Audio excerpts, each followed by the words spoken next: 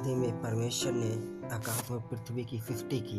पृथ्वी बेडौल और सुनसान पड़ी थी और गहरे जल के ऊपर अंधियारा था। परमेश्वर का आत्मा जल के ऊपर मंडराता था।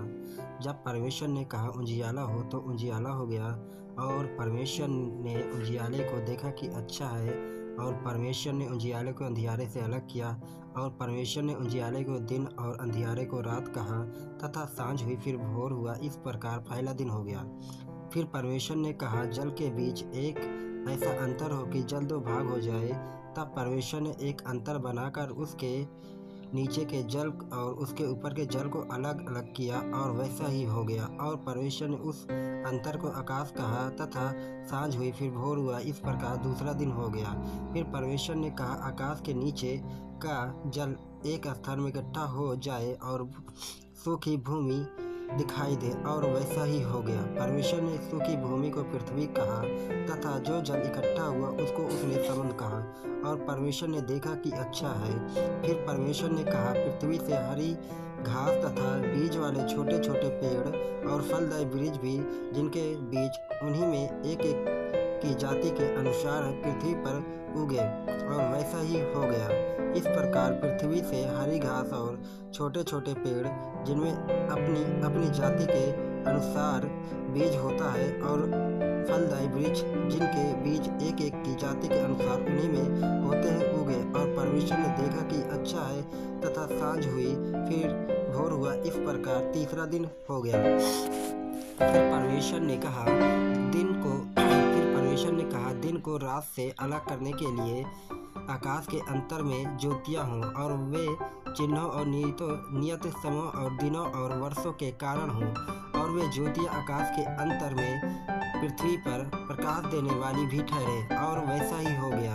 तथा तब परमेश्वर ने दो बड़ी ज्योतियाँ बनाई। उनमें से बड़ी ज्योति को दिन पर प्रभुता करने के लिए, और छोटी ज्योति को रात पर प्रभुता करने के लिए बनाया, और तारागण को भी बनाया। परमेश्वर ने उनको आकाश के अंतर में इसलिए रखा कि वे पृथ्वी पर प्रकाश दे, तथा दिन और रात भर प्रभुता करे, और उजियाला को अंधियारे से अलग करे।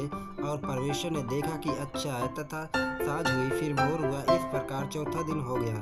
फिर परमेश्वर ने कहा, जल जीवित प्राणियों से बहुत ही भर जाए, और पक्षी पृथ्वी के ऊपर आकाश के अंतर में उड़े। इसलिए परमेश्वर ने जाति जाति के बड़े बड़े जंतु की और उन सब जीवित प्राणियों की भी सृष्टि की, जो चलते फिरते हैं, जिनसे जल बहुत ही भर गया।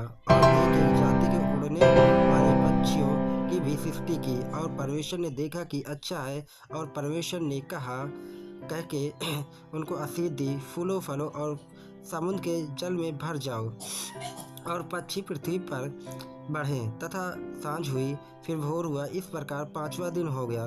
फिर परमेश्वर ने कहा, पृथ्वी से एक एक जाति के जीवित प्राणी, अर्थात घरेलू पशु और रेंगने वाले जंतु, और पृथ्वी के वन पशु जाति जाति के अनुसार उत्पन्न हो, और वैसा ही हो गया। इस प्रकार परमेश्वर ने पृथ्वी के जाति जाति के वन पशुओं और जाति जाति के घरेलू पशुओं को, और जाति जाति के भूमि पर रेंगने वाले जंतुओं को बनाया। और परमेश्वर ने देखा कि अच्छा है। फिर परमेश्वर ने कहा, हम मनुष्यों को अपने स्वरूप के अनुसार अपनी समानता में बनाएं, और वे समुद्र की मछलियों और आकाश के पक्षियों और घरेलू पशुओं और सारी पृथ्वी पर सब रेंगने वाले जंतुओं पर, जो पृथ्वी पर रेंगते हैं, अधिकार रखें। तब परमेश्वर ने मनुष्यों को अपने स्वरूप के अनुसार उत्पन्न किया। अपने ही स्वरूप के अनुसार परमेश्वर ने उनको उत्पन्न किया, नर और नारी करके उसने मनुष्यों की सृष्टि की। और परमेश्वर ने उनको आशीष दी, और उनसे कहा, फूलों फलों और पृथ्वी में भर जाओ, और उसको अपने वश में कर लो, और समुद्र की मछलियों तथा आकाश के पक्षियों और पृथ्वी पर रेंगने वाले सब जंतुओं पर अधिकार रखो। फिर परमेश्वर ने उनसे कहा, सुनो, जितने बीज वाले छोटे छोटे पेड़ सारी पृथ्वी के ऊपर हैं, और जितने वृक्षों में बीज वाले फल होते हैं, वे सब मैंने तुमको दिए हैं, वे तुम्हारे भोजन के लिए हैं। और जितने पृथ्वी के पशु और आकाश के पक्षी और पृथ्वी पर रेंगने वाले जंतु हैं, जिनमें जीवन का प्राण है, उन सब के खाने के लिए मैंने सब हरे छोटे पेड़ दिए हैं। और वैसा ही हो गया। तब परमेश्वर ने जो कुछ बनाया था सबको देखा तो क्या देखा कि वह बहुत ही अच्छा है। तथा सांझ हुई, फिर भोर हुआ। इस प्रकार छठवां दिन हो गया। यूं आकाश और पृथ्वी और उनकी सारी सेना का बनाना समाप्त हो गया। और परमेश्वर ने अपना काम जिससे वह करता था सातवें दिन समाप्त किया। और उसने अपने किए हुए सारे काम से सातवें दिन विश्राम किया।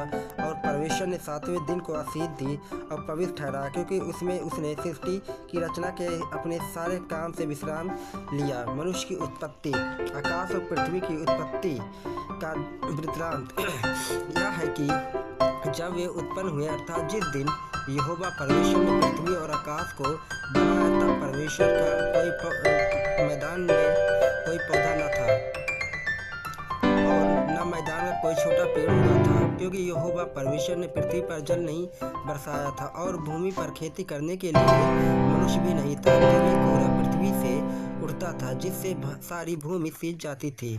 तब यहोवा परमेश्वर ने आदम को भूमि की मिट्टी से रचा और उसके नथनों में जीवन का श्वास फूंक दिया और आदम जीवित प्राणी बन गया। और यहोवा परमेश्वर ने पूर्व की ओर आदन में एक वाटिका लगाई और कहा, वहाँ आदम को जिसने उसने रचा था रख दिया। और यहोवा परमेश्वर ने भूमि से सब भांति के वृक्ष जो देखने में मनोहर और जिनके फल खाने में अच्छे हैं उनको उगाए, और वाटिका के बीच में जीवन के वृक्ष को और भले या बुरे ज्ञान के वृक्ष को भी लगाया।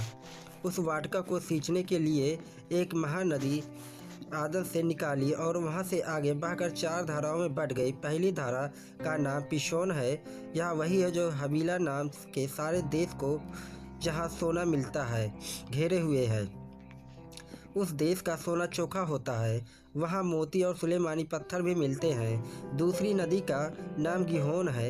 यह वही है जो कूश के सारे देश को घेरे हुए है। और तीसरी नदी का नाम ही देकेल है। यह वही है जो असुर के पूर्व की ओर बहती है। और चौथी नदी का नाम फरात है। तब यहोवा परमेश्वर ने आदम को लेकर आदन की वाटिका में रख दिया कि वह उसमें काम करे और उसकी रक्षा करे। और यहोवा परमेश्वर ने आदम को यह आज्ञा दी, तू वाटिका के सब वृक्षों का फल बिना खटके खा सकता है, पर भले या बुरे के ज्ञान का फल है वृक्ष है, उसका फल तू कभी ना खाना, क्योंकि जिन दिन तू उसका फल खाएगा उसी दिन अवश्य मर जाएगा। फिर यहोवा परमेश्वर ने कहा, आदम का अकेला रहना अच्छा नहीं, मैं उसके लिए एक ऐसा सहायक बनाऊंगा जो उससे मेल खाए। और यहोवा परमेश्वर भूमि में से सब जाति के बनैले पशुओं और आकाश के सब भांति के पक्षियों को रचकर आदम के पास ले आया कि देखे कि वह उनका क्या क्या नाम रखता है। और जिस जीवित प्राणी का जो नाम आदम ने रखा वही उसका नाम हो गया। अतः आदम ने सब जाति के घरेलू पशुओं और आकाश के पक्षियों और सब जाति के बनैले पशुओं के नाम रखे, परंतु आदम के लिए कोई ऐसा सहायक न मिला जो उससे मेल खा सके। तब परमेश्वर ने आदम को भारी नींद में डाल दिया, और जब वह सो गया तब उसने उसकी एक पसली निकाल कर उसकी जगह मांस भर दिया। और यहोवा परमेश्वर ने उस पसली को जो उसने आदम में से निकाली थी स्त्री बना दिया और उसको आदम के पास ले गया। तब आदम ने कहा, अब यह मेरी हड्डियों में की हड्डी और मेरे मांस में का मांस है, इसलिए इसका नाम नारी होगा, क्योंकि यह नर में से निकाली गई है। इस कारण पुरुष अपने माता पिता को छोड़कर अपनी पत्नी से मिला रहेगा और वे एक ही तन बने रहेंगे। आदम और उसकी पत्नी दोनों नंगे थे पर लजाते न थे।